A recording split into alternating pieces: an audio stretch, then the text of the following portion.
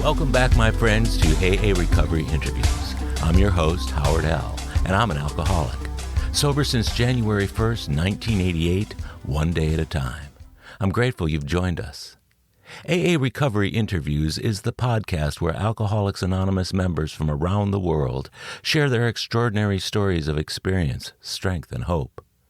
Today's new episode is my 101st interview and launches the third year in this awesome podcast series. They're all great interviews, and I invite you to scroll through my catalog of past episodes to listen to them all. On today's podcast, I'm pleased to welcome Lauren A., a woman who rose to the top of her profession as a prima ballerina and enjoyed international acclaim during her 23 years, thrilling audiences around the world. But the career she had built through many years of intense training and dedication were absolutely no match for the alcoholism and drug addiction she encountered along the way. Her early forays with alcohol and marijuana were not unlike the experiences of most of us. She found they provided physical relaxation, sociability, and soothing mental calm amidst her grueling schedule of training, traveling, and performing. But soon Lauren passed that invisible, though inevitable, line between casual use and addiction, and she found herself a hopeless alcoholic. Fortunately, her unmitigated talent, ceaseless training, and unmatched dedication somehow kept up with her disease. She was a highly functional alcoholic, and she continued to excel as a premier dancer, though her ability to hide her alcoholism began to wane. As her work life began to suffer, the disease continued to pull Jenga pieces from the tower of success she had built. Her personal and professional lives began to teeter. Facing the completely disheartening collapse of all she had strived for, an unexpected run-in with the legal system turned into the divine nudge she needed. As the curtain was falling on a beautiful life nearly extinguished by alcoholism, Lauren found AA in 2009 and has been sober ever since. Though Lauren's backstory as a ballet superstar has literally been the subject of many articles, as well as a theater production and an upcoming book, the most meaningful and impactful gifts in her life occurred after she found AA. Working the steps with a sponsor, attending regular meetings, spiritual practice, sponsoring other women, and indefatigable service work, both within AA and the dance community, have enriched her life beyond compare. Lauren's AA recovery story is sure to touch your heartstrings, and I'm glad I can bring it to you in this podcast. So, sit back and enjoy the next hour and 10 minutes with my good friend and AA sister, Lauren A. Good morning. My name is Lauren, and I'm an alcoholic. Hi, Lauren. I'm so glad that you're able to do this morning and be with me on the AA Recovery Interviews podcast. You are an early morning meeting person. Have you been that way over your entire sobriety? Absolutely not. I started out going to 6:30 p.m. meetings because it was after work, and I had to go, as in like Harris County decided that I had to go to meetings, and I had to have a paper signed.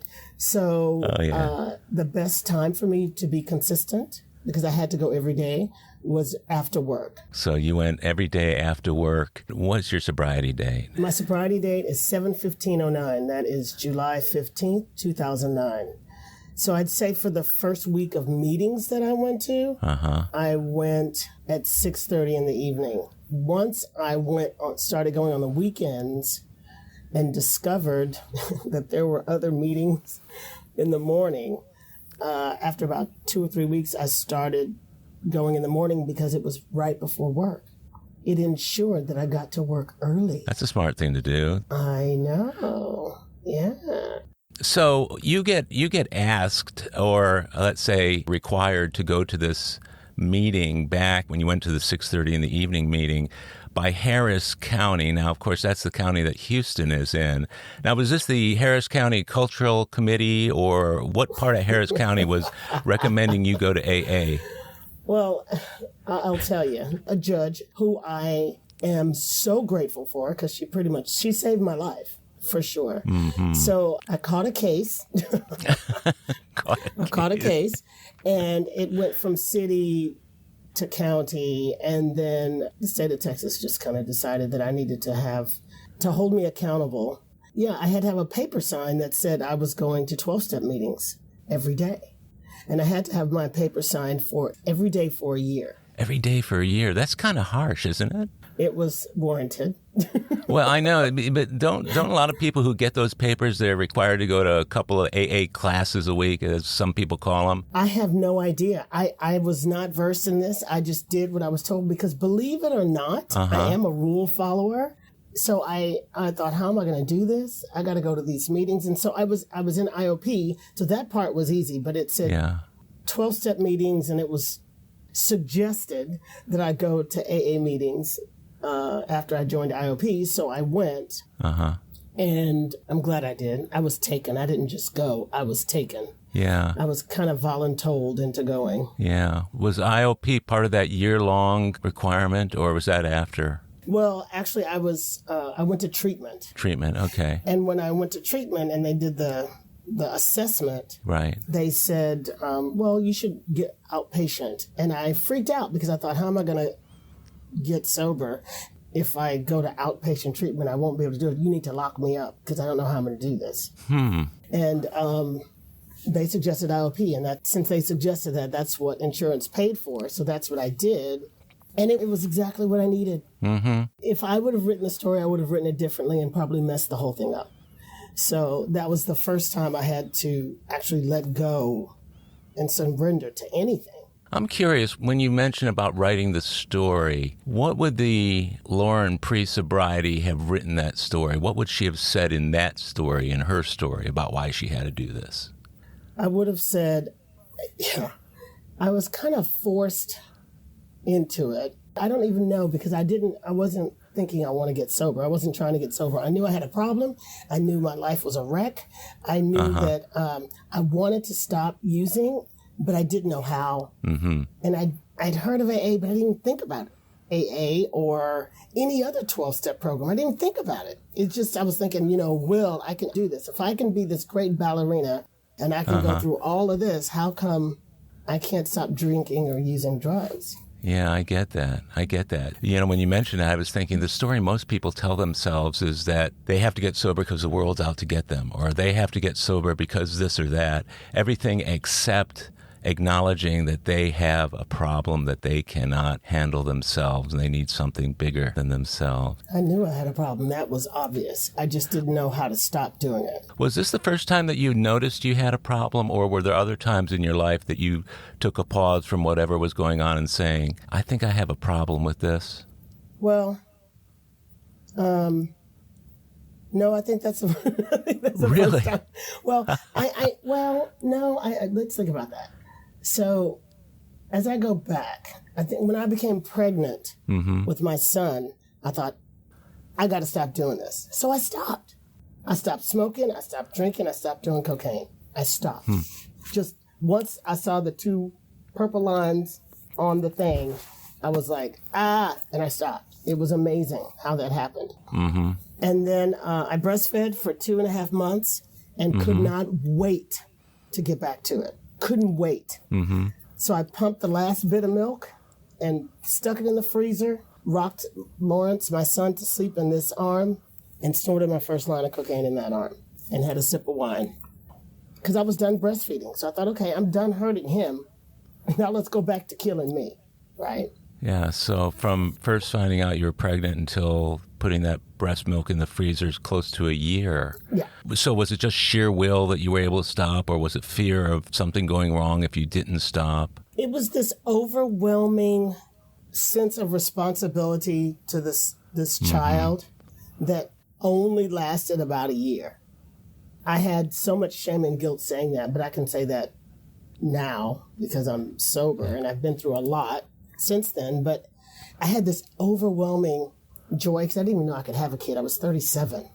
So another dream of mine came true to have this kid. So but it only lasted a year, which is crazy, but it's the truth.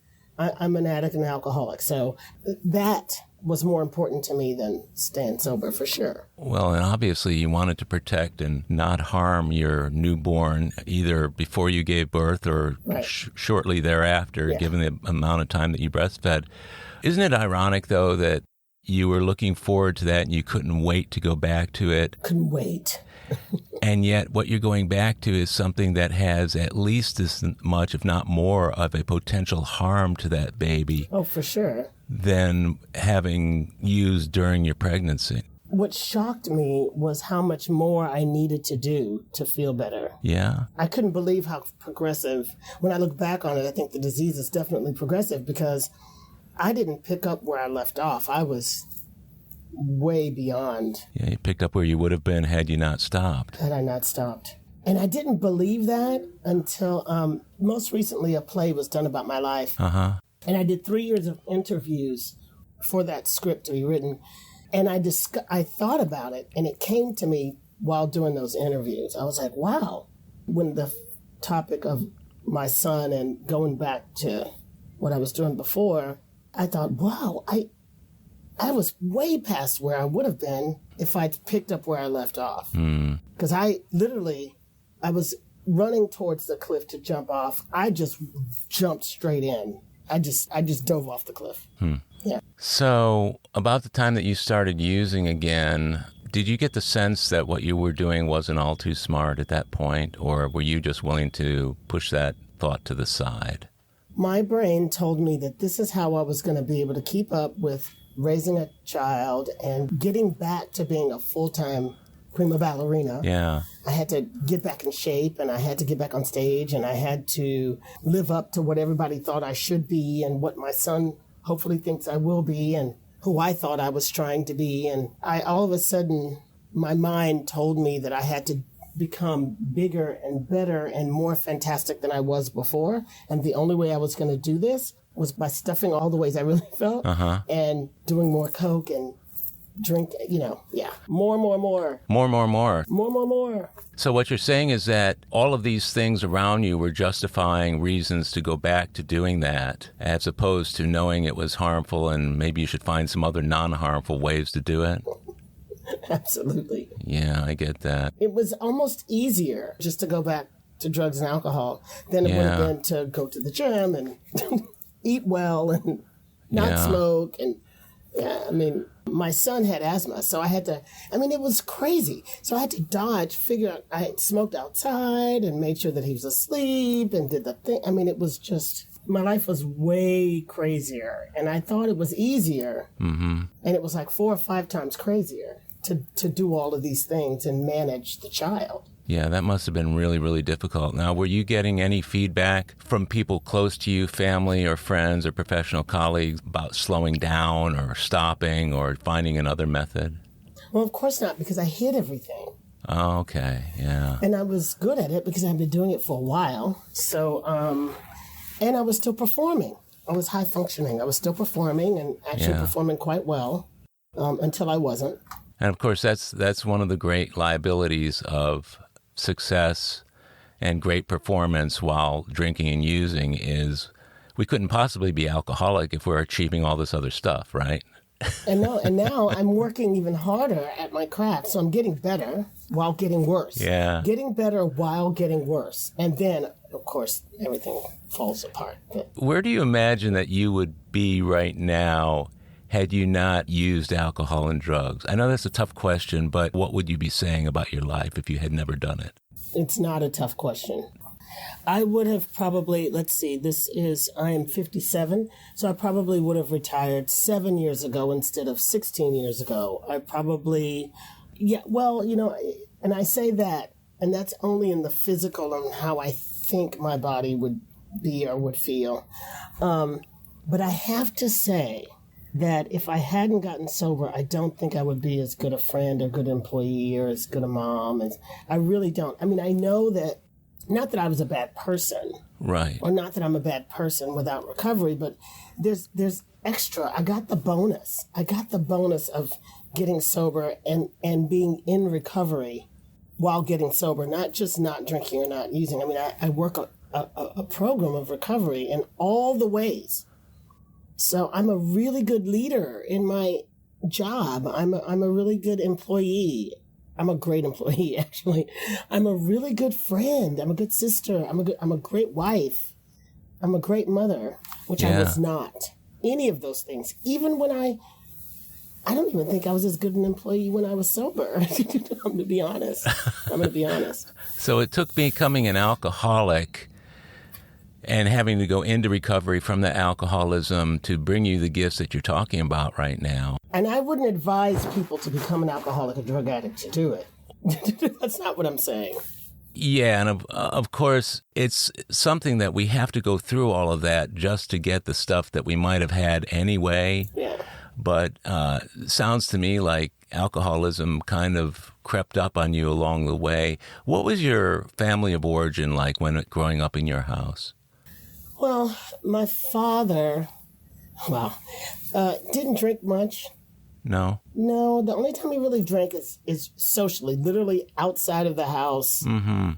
He'd have a drink, and that drink would probably last all night. Right? Yeah. He'd nurse a drink. My mom, on the other hand, I am not projecting anything on her. I'm not calling her out in any way, but definitely one of us. And she warned me. She said, Lauren, we have a history of alcoholics in our family. Your grandfather died from wet brain. I have to be careful. And I think you probably have to be careful because of your personality. I don't know what she knew. I know that she's not in any recovery programs because when I got sober, she was like, well, why do you need to go to these meetings? But anyway.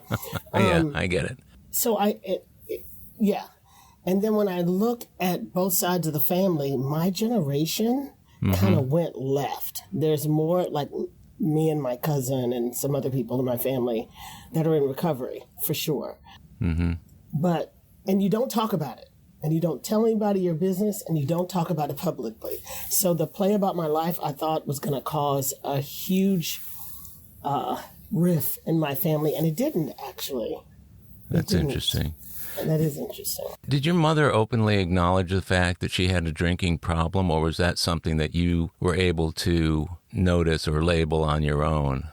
I labeled it after I got sober. No, she hasn't acknowledged that she has a drinking problem. Actually, she hasn't acknowledged that she has a drinking problem. I don't know how she's doing it, but she is careful. Isn't that something? She is careful. So I think that she's not an alcoholic. I think she just drinks more than, she just enjoys herself, I'll say. I'll put it that way. I think it's really interesting how we as alcoholics, once we get it and we're in the program, we see it, and then we see it in people around us who are not acknowledging it. There's a desire to want to see them acknowledge it or to see them get some help. And quite frankly, not all of them, well, obviously not all of them want it, but some of them don't really need it. Maybe they are just heavy drinkers and their lives aren't falling apart around them. So, and I can say that about my mom. I'll tell you, when I first got sober, I was the judge and jury of everybody. I was like, she needs help, and I am not, Mom, I'm coming over, but I'm not bringing the wine or whatever. Now I bring the wine. Like, I go to a Christmas party, I'll bring them a bottle of wine. That's what and whoever it is, right? If I know that that's what they want, if they're clients or whatever. Because they don't have a problem. Yeah. They don't have a problem. I'm not bringing alcohol to somebody who I feel has a problem. I'm not doing that. But it amazes me how little people drink. I mean, the people I hang out with now that are normies, right? Right. It amazes me that they'll have 1 or 2 glasses of wine and stop. Yeah. To this day, I don't understand it, and I'm not going to try to. It just is. Yeah, and the more you try and understand it, the more you'll find reasons why they're right and you're not. That's what I say when I talk about your alcoholism and your ego ganging up on you. It's a 2 against 1 there, and you have to be really careful because people can talk other people into drinking easier than people who are sober can talk people who are drinking into stopping. So I get that. Now, so you're a kid, you're growing up, your mother's drinking. There's this history. You said you lost a grandparent to the disease?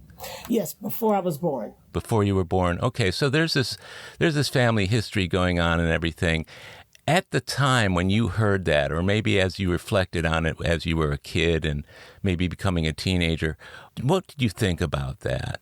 I thought, that's not it's not going to be me, because I didn't really drink. I mean, I say that, but every time I drank alcoholically. Like the very first time I drank a lot, and I passed out. How old were you? I was 9. 9 years old? I was 9, and I was at a family function, family wedding, and my cousin and I, who was 10, we were refilling the champagne.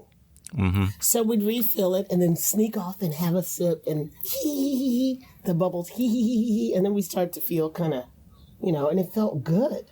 It felt great. And we sat in a giant windowsill and drank some more. And my mom was angry. My grandfather was like, it's okay. She's with the family. They'll be fine. But it was just family, but I remember that specifically. And then the next time I drank, I was in the 11th grade, and I was at Eastside Park and near my school, and there was, I had some chicken for lunch, and it was during a final, and the only thing my friends had out there was a cooler of beer. Well, I didn't drink, but it's May, and we're in Houston. It's hot. So I, guzzle probably about half the beer maybe, or a third of it, because I'm thirsty. And I feel good. Yeah. It feels great. And I go back to school to do a final, and of course I go to sleep in the final because I don't drink. I can't handle it. And I get in trouble, and my father's a principal. Okay, my father's not the principal of that school, but he's a principal. So the assistant principal of the school walks in, and I'm in trouble. And they say, just send her to my office. And so I go to the office, and I wait there until my ride to ballet or whatever. And I sober. I mean, I'm okay once I wake up. But the next day, they have principals meetings once school is out. So my dad comes home and says, okay, so what happened at school yesterday? And I'm like, oh, nothing. I mean, I'm an only child. Yeah, my dad's a principal. And he goes, so he walks me outside and he says, well, I want you to see what I got you for graduation. And it's a new car. Well, not a new car, an old car, but it's new to me. Nice. My favorite car, but my dream car, an electric blue T-top Trans Am. And it's wonderful. And he looks at me and says, go pull it into the garage. Because of what you did yesterday, you're riding the bus to summer school because you got an incomplete. Oh. So you have to do summer school in this one course. I got A's and B's and an incomplete. So So I ride the bus to Sharpstown High School, blah, blah, blah, blah, blah, blah, blah. With a beautiful car in the garage. With a beautiful car in the garage all summer. Yeah, and the best you could probably do is describe it to people, but they didn't get a chance to see it. Not until the year started, Yeah, so between the ages of 11 and let's say 16 or 17, however old you are in 11th grade, my guess is that you were pretty busy doing ballet and dancing and everything else. Some other people I've had on the show who have been very successful in what they do, one of the reasons why they didn't drink a lot was because they were so engaged in whatever it was that they turned out so good at. What was your experience with regard to that? Yeah, I just focused on ballet and school and being a girl and doing all those kind of adolescent, teenage girl things, right? And that's it. It was ballet, ballet, ballet school, ballet, ballet, ballet school, ballet, ballet, ballet school. Then my dad gave me an ultimatum when I graduated from high school. You got 1 year to get a job as a ballet dancer. So all I did was focus on ballet. I will say that I did dabble with a little marijuana because ballet dance, because at that time, after ballet, after being so controlled, we kind of went and smoked a little weed and laughed and ate and woke up and went back to ballet the next day. I mean, did that. But that was about it. And then I got a job as a professional ballet dancer. So you had the opportunity to smoke weed. What kind of experiences did you have where it was a really tough decision whether or not you wanted to adhere to whatever you were doing to stay focused on your career aspirations and the desire to check out for a little while? Well, my checkout was the weed because my personality is like up and perky and alive and energetic. And so it was nice to just, get to neutral with a little bit of pot. But I didn't drink a lot because when I was drunk, I was out of control. But when I was smoking pot, I was at neutral. Yeah. Whatever that means. That's whatever that means. And then as I got older, I do like to drink. But at that time, I wasn't drinking a lot. I drank enough to just kind of, I checked out. And now I think about it, I had to think about it. I would check out as much as possible. Yeah. Because I was so in control when I was in the studio or on stage. Mm-hmm. And when I was training. I mean, you have to be so... The good news is the first thing you do every day of your life as a dancer is a ballet class, so you sweat it out. Mm-hmm. So I sweat for a living, basically. I got paid to sweat. So it would, that was the good news, or the bad news, but that was the good news. So I didn't have to, I didn't go to work hungover a lot in the beginning. Mm-hmm. In the beginning. How long did that last? Once I got in a company and became what I thought, quote unquote, was an adult and started traveling all over the world, I drank as much as possible.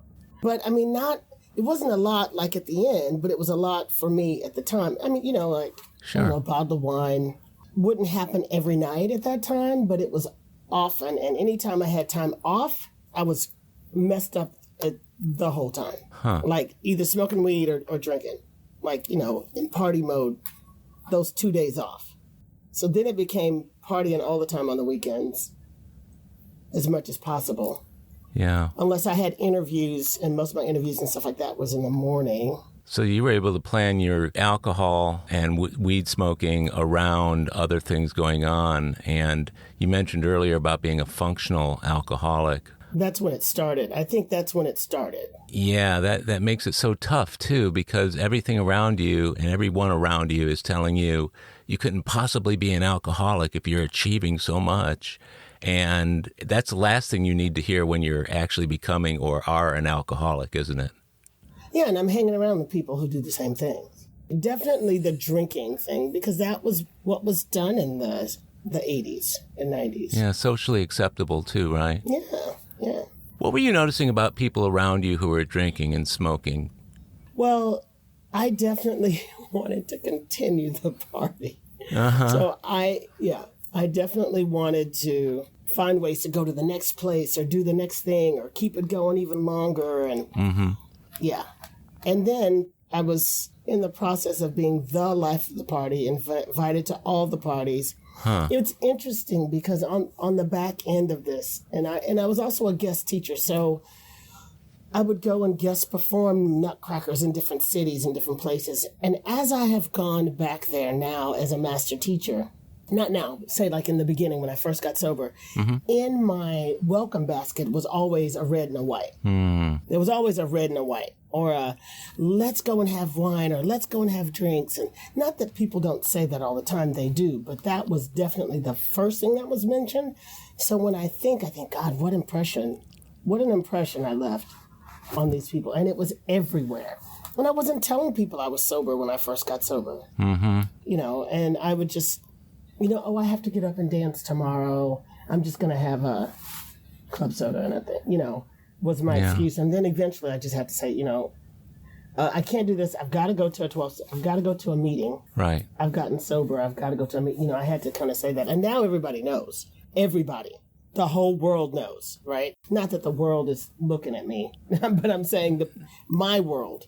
Everyone in my world knows. Yeah. And of course, not everyone in your world, well, let's say everybody in your world, but not everybody in the world knows that the way you've gotten sober is through AA. And of course, we try and remain anonymous to that sort of thing, but there's nothing saying that we can't let people know our experience, our personal experience. What I was interested in, too, as you're talking about the red and the white and all these other things being provided for you over the years, and the reason I asked about other people around you was whether or not you had any colleagues that you saw who were drinking or doing drugs. Did you notice any people around you who had problems with that you were able to compare yourself to, or were you just not that outward focused? Well, when I was doing it all the time, and we were going on tour, there were certain people that worked in the organization that would help, I guess, enable this behavior. And of course, there were people that were doing it also. So, yes. And then there were some people that were doing things that I would never even think of doing. So I'm like, oh, well, I'm not that bad. I'm not that bad. I never thought that I was an alcoholic or a drug addict, because I thought an alcoholic or a drug addict was someone that was under the bridge or not even under the bridge. So say that person that was, I don't know. I thought it wasn't me. I thought it was all the things that it wasn't me. I thought it was who I saw in the movies and all that. And I'm not doing that. And I'm not that bad. And I'm not putting it I'm not shooting up. So I'm not that bad. I'm not smoking. Right. I'm not using crack. So I'm not that bad. Of course, that's ridiculous, but that's what I thought. So the comparing myself, happened all the time. And then I got to the point of, well, why don't they want to hang out anymore? It's 3:00. What? Come on, we don't have to do the thing, and Yeah. That's a heck of a lifestyle too, Crazy. Especially when you've got people around you who are not only enabling you, but actually participating with you in the exact same activity. I interviewed a man who you and I know pretty well, who said part of the enabling that went on for him was all the people around him were addicts and alcoholics too. So, of course, they wanted to enable him because otherwise it would call such attention to their own issues with it. Now, I'm curious with ballet, obviously the physical part of that requires certain things. I've heard from time to time about like amphetamine use. Is that widely spread throughout that particular profession, or is it no different than other sports or entertainment? I'm sure it's no different than other sports or entertainment. I have no idea because I was strictly Coke and alcohol. Coke and alcohol. Yeah, at the end I didn't smoke pot because I couldn't turn when I was stoned, and I couldn't turn the next day very well after smoking weed. So I just stopped doing that because I was a turner. And I needed to be able to turn. So I found something else. And I needed to be thin. So that kind of worked in my favor, right? Yeah. I can say that, I don't know, I never took pills when I was dancing. Because, Advil and ibuprofen and aspirin, because it hurt. Because my toes hurt, my knees hurt, my hips hurt, my back, everything hurts. I'm an athlete. I wanted to ask you about that, whether over the course of your career, obviously, there's a lot of wear and tear on the body. What did you do when you got into extreme pain or when you had injuries along the way? Well, one thing I definitely did. I took a lot of anti-inflammatories just because, because of the point work, standing on your toes, and your knees. We have the same kind of injuries as football players, believe it or not, except the concussions and the bruises from getting hit. But we do it to ourselves, the running and the jumping and the way we train. It's 8 hours a day, 5 days a week. It's not just come down on the weekends and rehearse something and practice something. It's a 9 to 5. And then, of course, there's the stuff that you do to keep your body in shape outside of the studio. So all that is still going on. It's just that after I'm done, it's so nice to throw back some drinks to calm down, to to relax and eat, and then get myself going. Which just makes no sense, but it does. And then also I could drink more when I did drugs, right? I wasn't a sloppy drunk because I could drink more. And then, of course, coming off stage and having whatever drink you like ready for you when you get off stage. It was just, there was a lot that, and your mind tells you one thing, that you're performing at this very high level. And then, of course, you eventually you're not going to perform at that very high level, right? Your body conks out. Yeah. It gives out, and you get injured, and things happen. I didn't look forward to injuries because I'm that dancer that danced no matter what. So I did whatever it took for me to get on stage. Let's just put it that way. We'll be right back. My friends, if you've enjoyed my AA Recovery interview series and my Big Book podcast, check out Lost Stories of the Big Book, 30 original stories from the first and second editions of Alcoholics Anonymous, missing from the third and fourth editions. It's an engaging audiobook that I narrated to bring these stories to life for AA members who've never seen them. These timeless testimonials were originally cut to make room for newer stories in the third and fourth editions. But their vitally important messages of hope are as meaningful today as when they were first published. Many listeners will hear these stories for the first time. Lost Stories of the Big Book is available on Audible, Amazon, and iTunes. It's also available as a Kindle book and in paperback from Amazon if you'd like to read along with the audio. You're going to love it. And we're back. So you danced through the pain, and whenever it was that the performance was over, you took the opportunity to relax completely. Check out. Completely. So how many years did that kind of behavior go on for you? When did it ramp up, and for how many years did you do that until you got sober? Gosh, unfortunately, part of your memory goes. I know. So some years I've lost. Yeah. Or some moments, not a complete year, but some moments I've lost. I will say completely check out all the time. Yeah. After my son, because I knew that I was also going to be retiring. Before that, not complete check out all the time, but pretty often. I get that. That's the most honest I can answer that. So I'd have to say, let's think about this. I retired in 2006. My son was 3.5 or 4 before that. So probably all together, and take out the year of pregnancy and all that, maybe 9 years. I say 10 years because of the year of pregnancy with that, Yeah. At intervals along the way, what kind of feedback were you getting from your body or from your mind or from people around you that you might have a problem with this? Well, definitely. Yeah, my best friend said something to me. So Whitney Houston died, and my best friend said something to me and said, "Lauren, I just see that being you." Ooh. And I was like, "Oh, I'm good. I'm going to be fine." So yeah, I'll never forget that. And I was like, wow. And I hadn't talked to her in a long time because the disease separates you from family and friends, right? Mm-hmm. I noticed when I got kicked off a flight, I'll never forget that. Well, I hadn't quite gotten on the plane yet, but when I was kicked off the flight in the airport before we boarded the plane, because it was delayed, so I'd been drinking at the bar. Yeah, that should have been a clue. That was definitely before Lawrence. So I wonder how many years before my son was born I was acting a fool. Yeah, so maybe along the way, even though you were acting a fool, you weren't noticing that very often, or you weren't remembering that you noticed it. Yeah. And as I think back, I did those 3 years of interviews about my life and dove into this topic. And there's some things that came up. They're on recording. I said, we have to record all the Zoom interviews. So the recording. And there's a book coming out. So some of those things will come out. Yeah. I tried to kill myself for a long time before getting sober. With your behavior? With my behavior, and yeah. Was there anything actually behind that was going on? Some people do have kind of latent desires to not be around. Did you get any of that while you were in that period of time? Actually, the only time I thought about taking my life, actually I was sober. And I was in an abusive relationship because I thought that's the only way I could get out of it.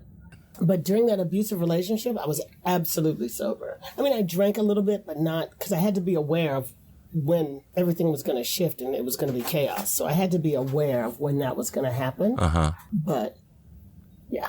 So that was pre-AA? That was pre-AA. Oh, my goodness. That was probably 20 years pre-AA, but yeah. So as you're dancing up to the edge of the cliff, and I haven't had the opportunity to use that particular phrase before. That was good.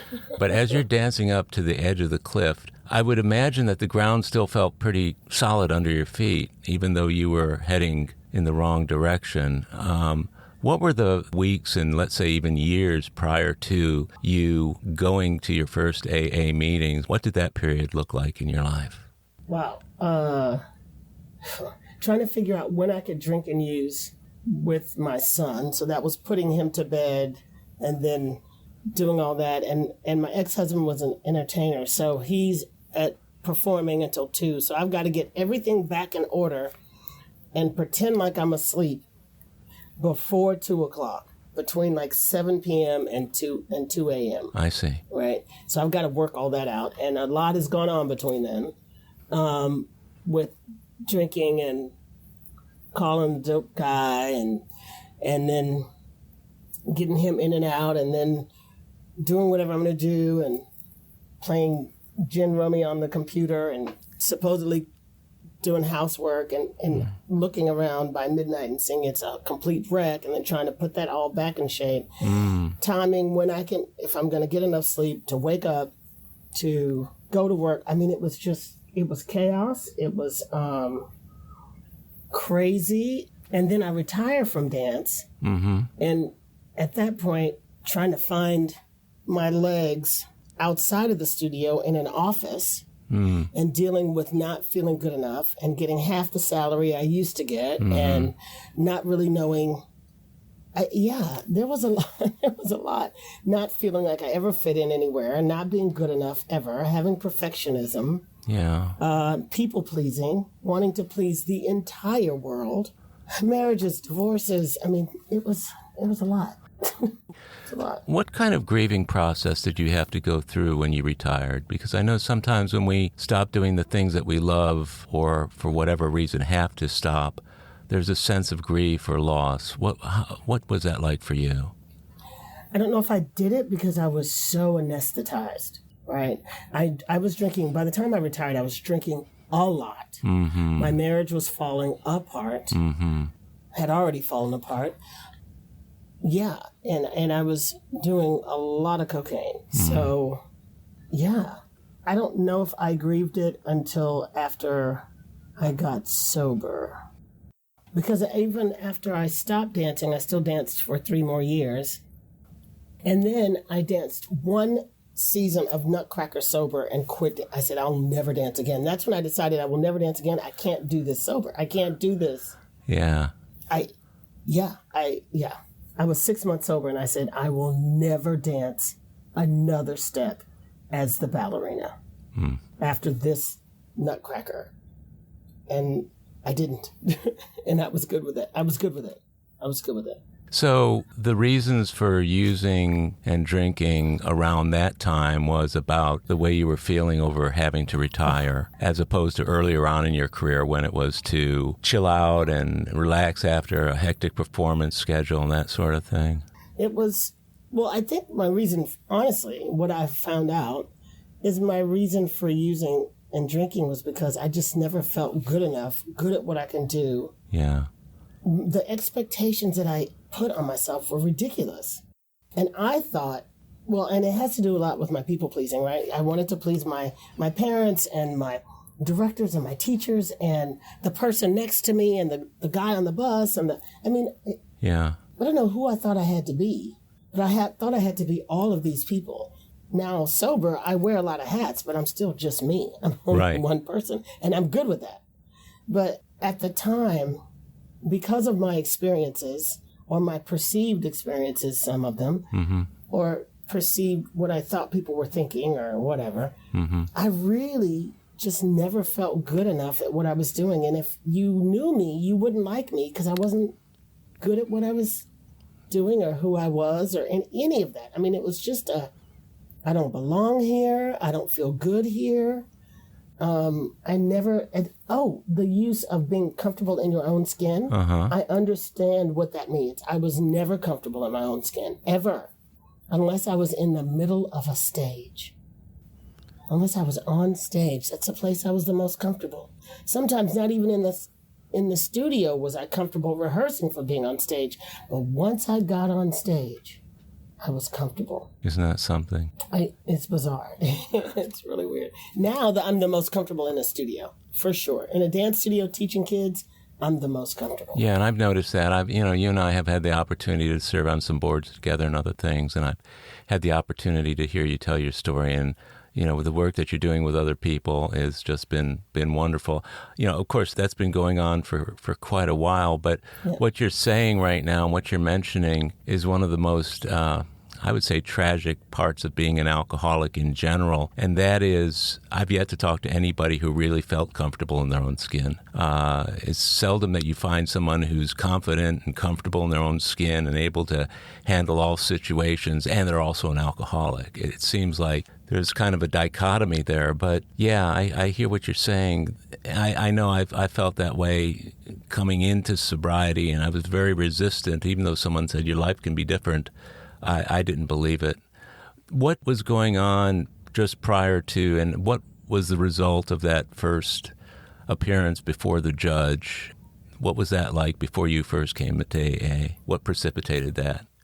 Well, so I'm going to Fort Worth to teach a 5-week summer intensive for ballet dancers. And a lot of kids go to different places where the quote unquote stars of ballet companies or the master teachers are teaching. So I'm packing my bags and getting myself together. And of course, I've got marching powder and I'm doing the thing. And I put the baggie in my wallet, this little secret pocket in my wallet. And I'm going there the next day. So I get in the car and I go to the airport and I'm speeding, of course. And so I get pulled over and I have 4 warrants for my arrest. Well, and that's because I had 2 speeding tickets from before that I forgot to pay, which means I now have 2 court appearances. Well, and since I forgot to pay them, they're now 2 warrants. But then I had 2 court appearances that I forgot to go to because I forgot to pay the ticket, so I didn't know about that. So there's 2 more warrants. So now I've got 4 warrants. So they take me into the car and they say, well, you've got 4 warrants, and so we have to take you in. So I said, well, can I use my cell phone because I'm on the way to the airport and I need to let them know that I'm not going to make it. And he goes, yes. And so he gets my name and everything. And the guy gets back in the car. He goes, my wife's favorite ballerina is Lauren. And I went, oh, well, that's me. And he goes, so then no cuffs. I get in the car and I'm calling to Kathy. Apparently, I forgot to pay some tickets. I tell the truth. I forgot to pay some tickets. I got picked up because I was speeding. So I'll see you on Monday, like the next day. I just have to go here and have someone do the bond thing, get me out, blah, blah, blah. So I go. And, of course, they search you when you get to city jail. They search you. And they've looked in my wallet. And now they pull out this little baggie that has nothing in it, but why I kept that baggie, I don't know. It has trace amounts. Traces of cocaine. Yeah, it was my higher power taking care of me. That's what it was. Well, I go to city jail, and I'm in there, and it's cold, and whatever. I called somebody. I said, okay, so now I've done this, blah, blah, blah. They say it's going to be $3,000 to bail you out. Whatever. They do the whole bail thing. I pull that out. But I have to go to county first. So now city jail becomes county. City jail is like a pajama party compared to county. So now I go to county and it's totally different. I mean, I don't know how this happened, but we get into the druggy buggy thing and the people in the front were listening to the song and the song is, you are not alone. I am here with you. And I'm like, what? So then, of course, I start praying because that's what comes to me. I'm like, oh, God is speaking to me. I'm not alone. So I'm like, God, just, help me find a way out of this. How did I get here? What? The Sugar Plum Fairy does not go to jail, right? Yes, she does. Yes, she does. If she's doing the kind of things the Sugar Plum Fairy was doing before she got here, she goes to jail. So I'm sitting there and I pray for a way out. Yeah. And I get out. I'm not chained to the other people that are all chained together because I was last minute to go in there anyway. Wait a minute, we got one more. And then I get in. So then we get out and we do all the things that happen when you go into county. And I'm sitting on this block of cement with all these people in this giant room. And I'm like, WTF, how did I get here? One person leans over and falls asleep on my lap. Somebody else is leaning. And I'm thinking, oh my God, they call my name. I lift her up. I scoop this person over. I leave. And I thought, okay, I will never, ever do this again. This will not happen to me again. Sure, of course. So I go get my car and go get my bags and I go to the airport and I was on the way to the airport. That could have been a federal case. Anyway, I go to the airport. I get to Fort Worth. What do you think the first thing I did when I got there? What do you think the first thing I did when I got there? Had a drink. Had a drink. Sure. And then I talked to a friend, and I got stoned. Now, I hadn't smoked weed in a while, but I didn't do any coke. But I did get stoned. And I'm drunk and stoned the whole time because my director was out of town.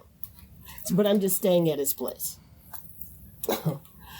So I teach, I do all the things. I come back home, and I've got to go to court. And, of course, I get an attorney and I tell him all the things that's going on. And he says to me, because I'm honest with him, because he's my attorney.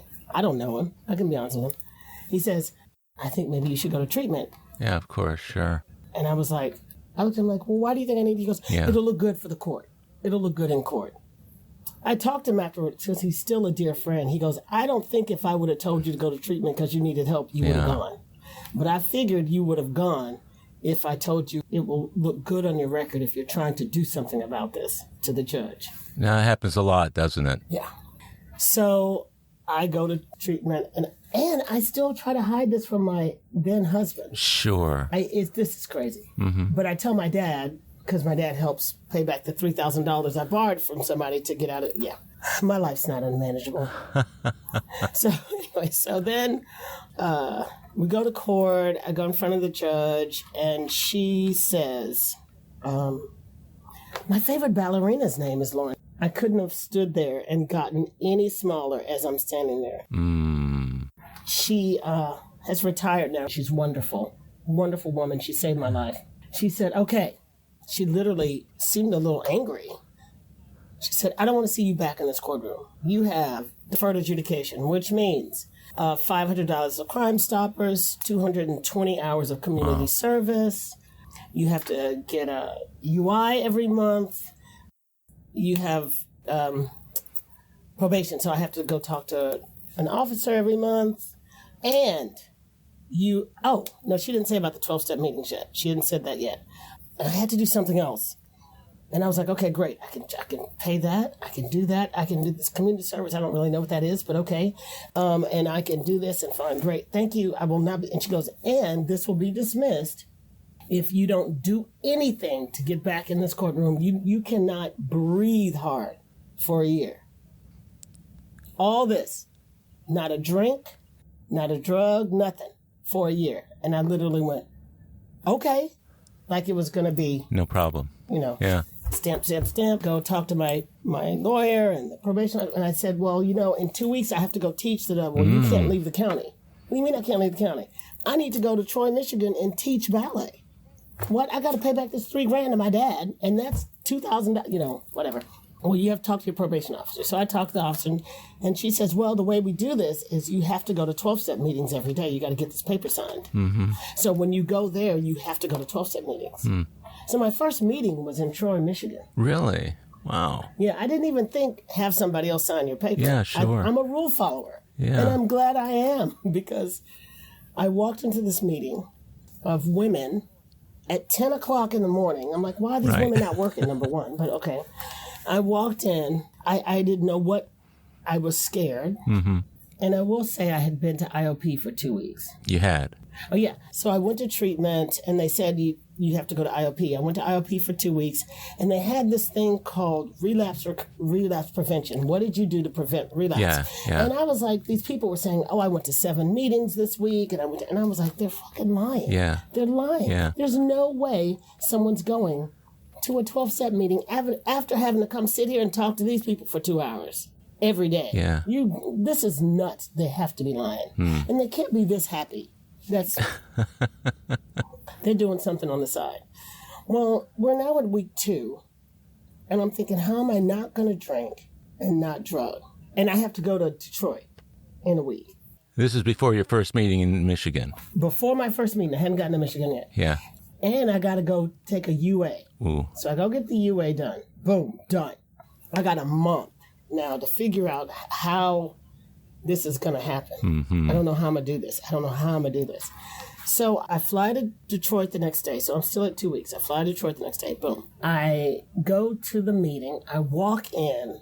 I'm sitting there, and I have a Bible. That's all I got is a Bible. And I'm sitting there with the Bible in my hand, and I got my paper. And it's stuck in the Bible, so I can remember to have somebody sign it. And my leg is shaking. Anybody that sits in meetings with me sees my foot go like this.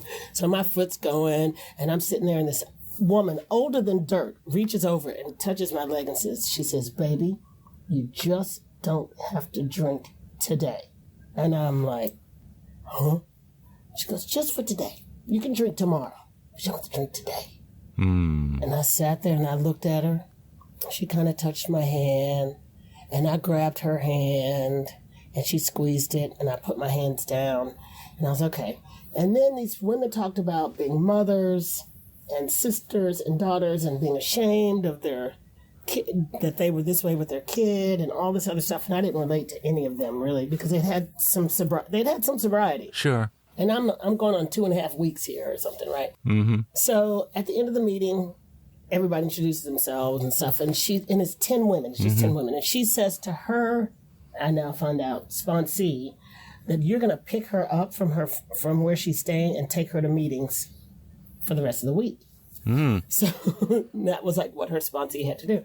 And I was in Troy, Michigan. So they didn't have, like, in Houston, we have so many meetings at so many times. There's like 3 meetings, maybe a day in the area, unless you're in Detroit proper. Yeah. So there's Birmingham, Royal Oaks, and Troy, Michigan. Sure.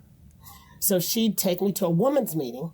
I didn't go to mixed, no. She's going to women's meetings. I go to women's meetings, except for on Saturday. On Saturday, we went to a mixed meeting, which is where I got my first desire chip, which I didn't even know what a desire chip was. But the old woman that's older than dirt made me go up and get it.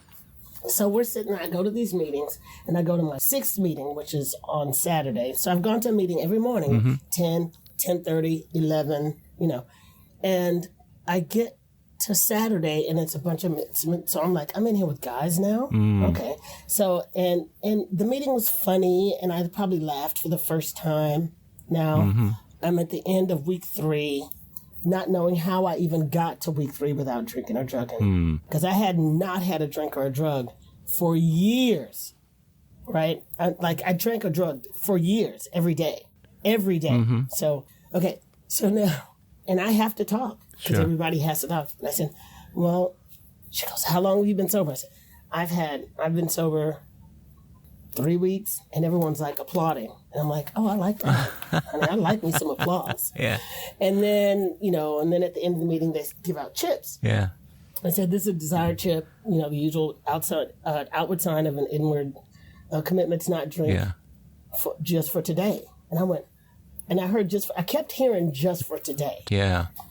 And I looked at her probably for the first time, like, she goes, and I'm like, what? She goes, go get it. I'm like, well, I don't need that.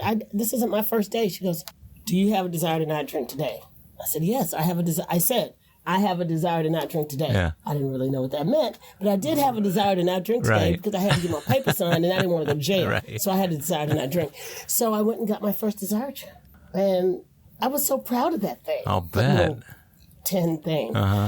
And she said, now put this in your wallet and keep it. And then, because I was leaving the next day, and she said, always know how many days you have. Doesn't matter how many years or how many weeks and how many days you have. Sure. I thought, okay. So I came home, and I was so excited to go to IOP and say that I'd been to 6 meetings, and I had my paper signed to prove it. And I was proud of that, right? And now I'm at the beginning of my 4th week. And one of the people that I was in IOP with said, well, wait, I know my counselor said, I know where you should go. And she told me to go to my club. I go to. She goes, you will find people that you have something in common with there. And I went, why are you telling me to go to this place?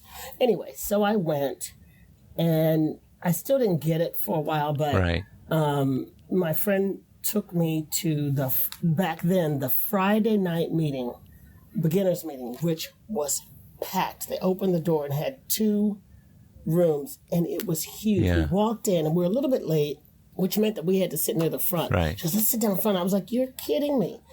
So it was the first time I'd been there, so you have to raise your hand and say that or whatever.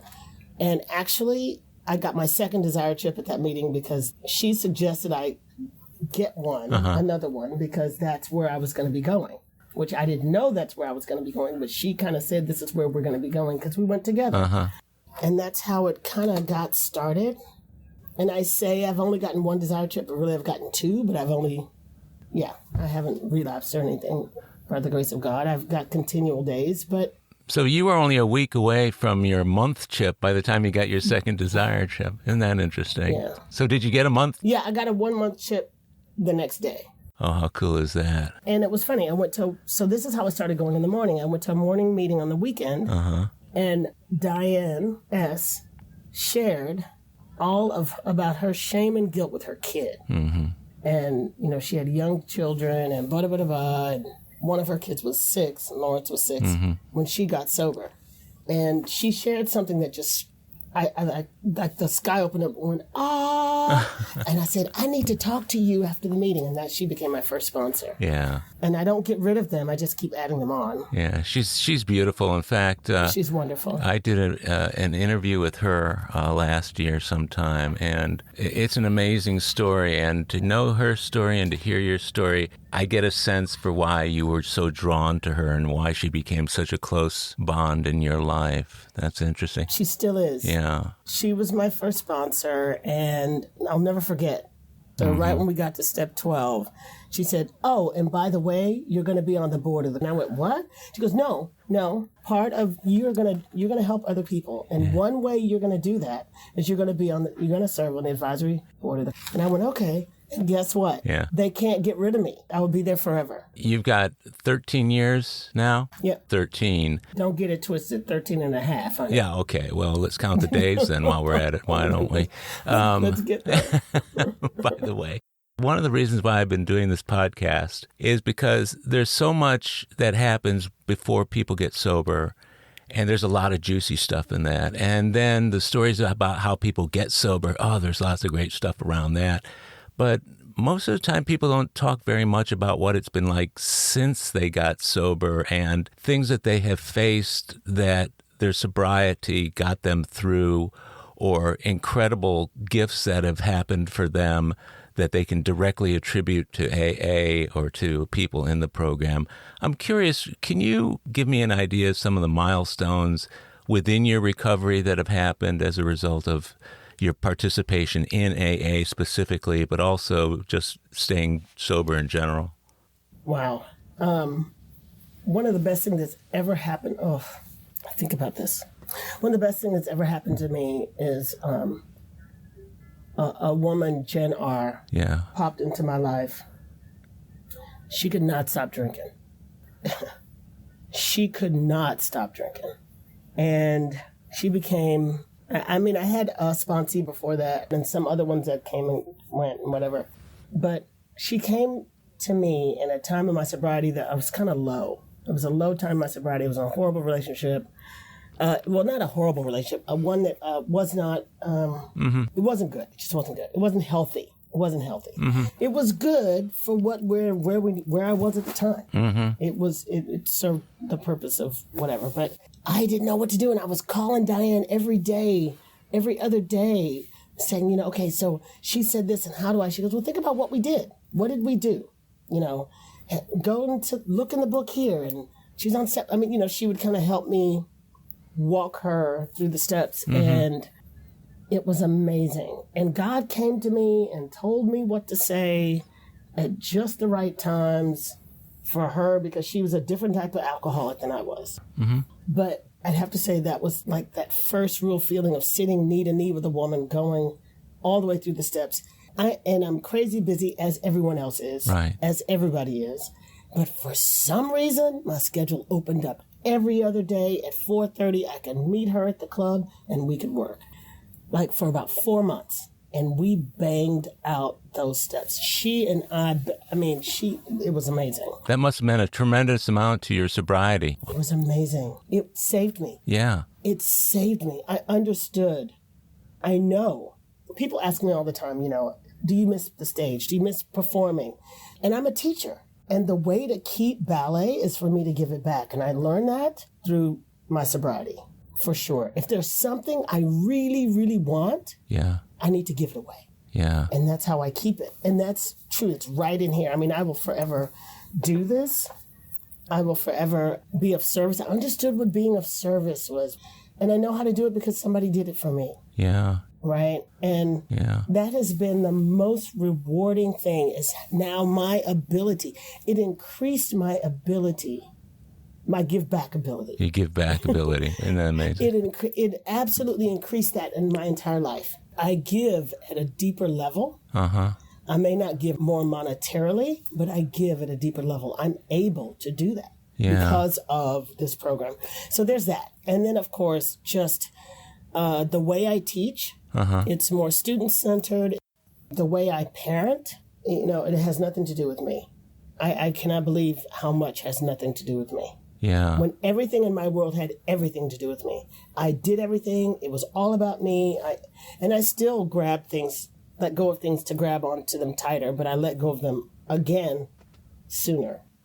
Yeah. In what ways do you attribute God's involvement in your life to these beautiful things that have been going on for you? Because you talked earlier about sitting on that cold cement in the county jail and praying to God, but then it sounded like you kind of gathered all your self-will together and did it anyway. I'm curious how you see God in this picture. So when I talked about how Jen came to me at this time when I was at a low point, I hadn't completely let God in. I didn't know my higher power for real until about 6 or 7 years into my sobriety. Mm-hmm.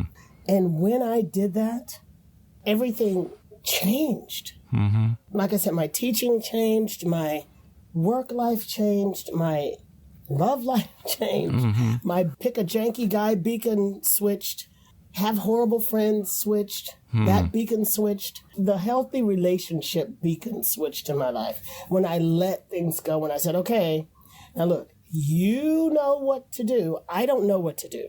Guide me and I will follow. So once I kind of started being obedient and really listening to what my higher power wanted me to do and letting stuff go and sometimes not doing anything, because sometimes what I'm supposed to do is nothing. It's not for me to do. Yeah.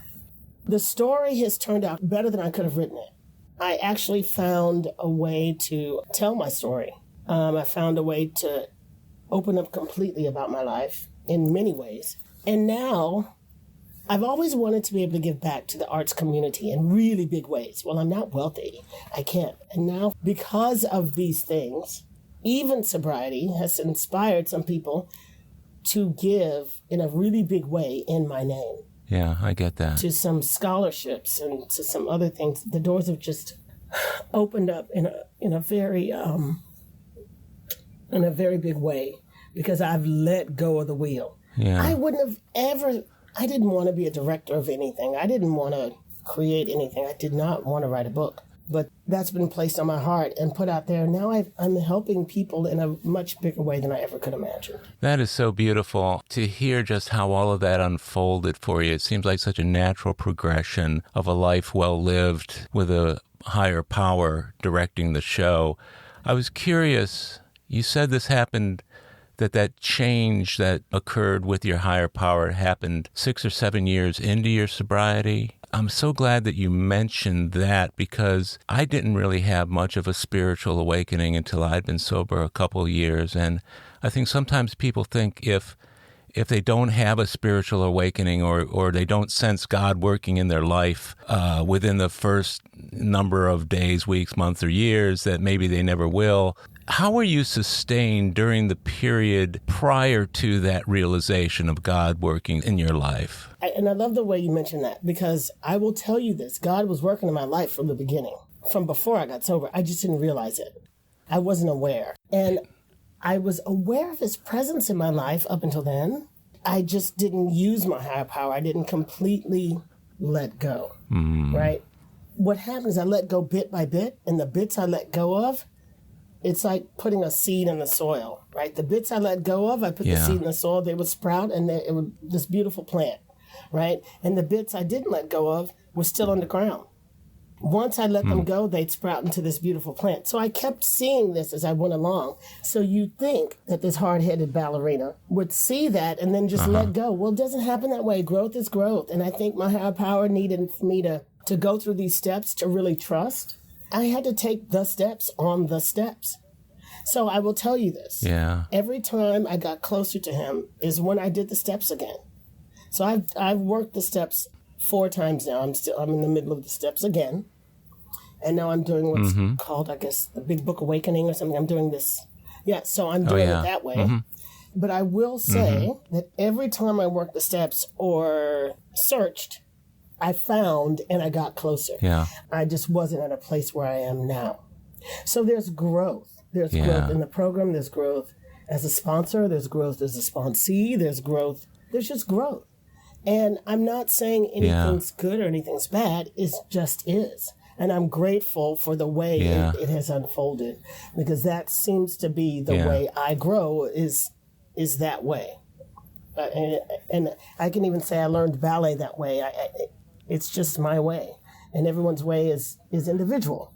And it's okay. It's such a beautiful testament to how God comes into your life, because God's never Yeah. gone out of your life. Does that make sense? That's right. And that awareness of God's presence, mostly by not only doing the steps, but it sounds like the sponsoring that you've done. All of these things have guided you to this center of knowing just how important the program is and how God is connected with that importance. It's a beautiful testament to that. And I wanted to tell you how meaningful that sounds to me, and how I look at a woman like you doing all the things you're doing and say, this is a woman who really gets it. She gets the program. She knows what she needs to do and how she needs to do it. But I never take that for granted. I hear you say that, and it makes me, I feel guarded. I feel, I'm going to say this because I'm working on this. Thank you.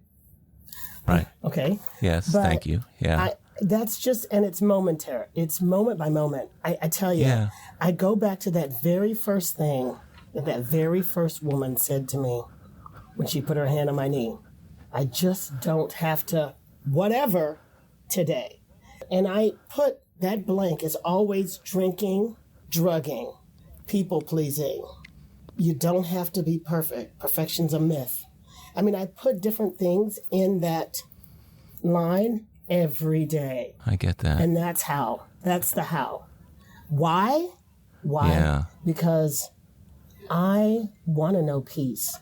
I love being peaceful. Yeah. I'm not peaceful all day, every day. I get out of sorts. Uh-huh. It's not perfect. It's Yeah. not always pretty. It's not always clean. It's not always neat and tidy. And there's not always sparkles. And I love sparkles. Yeah. But Yeah. I put different things in that line that I have to give away to my higher power so that my higher power deals with it. I don't have to deal with it. Yeah. I have to have an action, Yeah. but I don't have to be in control of it. That's it. I have to deal with it. I don't have to be in control of it. What a beautiful realization. And it's one that I think makes a big difference to people who know that's how it's done. That's how it's worked in your life. Of course, if it worked in your life, if it's worked in my life, there's a good chance it can work in the next person's life too. And you and I are living examples of what we need to be doing on a daily basis. I just love the way I see you working your program. I honor your sobriety. I love you, and you've been a great comrade in this journey day by day. I want to thank you for doing this. Is there anything else? I sometimes ask this question, and I'll leave it up to you whether or not you want to answer it. I can edit it out if I need to. But if you could go back to a Lauren, knowing what you know now, if you could go back to a Lauren at any point in her life and talk to her about what you've learned, which Lauren would that be? Would it be the little girl Lauren? Would it be the older? Who would that be, and what would you say to her? It would be the little girl Lauren, and I'd say, honey, you're okay just like you are. You are okay just like you are. You don't have to be anybody else. You're the best you can be. You're already the best you can be. That's beautiful. I'll bet you'd give her a big old hug too, wouldn't you? Oh my goodness, yes. I knew you would. Oh yes. You would. I'd hold her and say that to her. That's beautiful. That's beautiful. I would. Well, Lauren, thank you so much for doing this today. You're just a fine friend, and I'm so happy that your life is busy and productive, and you're helping to affect other women's lives and helping them stay sober while you're helping yourself stay sober. It's just it's a win-win-win situation all around. I hope you never stray from that center of the program that I see you in on an ongoing basis. So. Thank you so much. This has been great. I'm going to have an awesome day today. This has been awesome. Of course you are, because you're making it awesome, and God's got it in his plan for you and me to be together right now. And I hope I'll have a chance to see you before too long. Yes. Again, many thanks for doing this. Absolutely. Well, my friends, that's a wrap for today's episode of AA Recovery Interviews. I want to thank my guest, Lauren A., for sharing her story. And thank you for tuning in. If you enjoyed AA Recovery Interviews, will you please tell others how to listen to it? Especially tell those in other parts of the country. Of course, you can listen to many more interviews in this podcast series by following this podcast on Apple Podcasts, Google Podcasts, iHeartRadio, Spotify, Pandora, Stitcher, and other podcast providers. Or tell Siri, Google Assistant, or Alexa, play AA Recovery Interviews podcast. Or visit our website, aarecoveryinterviews.com, to hear every show, share your comments, and also contact us. If you want to email me directly, it's howard@aarecoveryinterviews.com. By the way, this podcast strictly adheres to AA's 12 traditions and all General Service Office guidelines for safeguarding anonymity online. I pay all production costs, and no one receives financial gain from the show. AA Recovery Interviews and my guests do not speak for or represent AA at large. This podcast is simply my way of giving back to AA that which has been so freely given to me. The next episode of AA Recovery Interviews is on the way, so keep coming back. It'll be here soon.